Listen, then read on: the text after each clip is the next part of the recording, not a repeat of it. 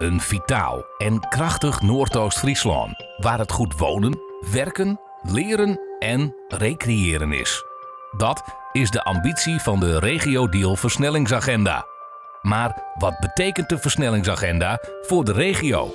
Voor wie is het en hoe werkt een subsidieaanvraag? De antwoorden daarop en een aantal mooie resultaten uit de versnellingsagenda zie je in de uitzending Noordoost-Friesland in versnelling. Op maandag 26 april vanaf 5 uur.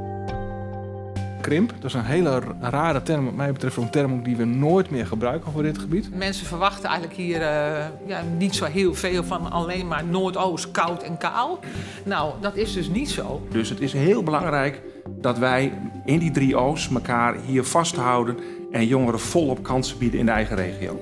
Deze uitzending is te volgen via televisie, website en social media kanalen van streekomroep RTV NOF en de social media kanalen van KOP.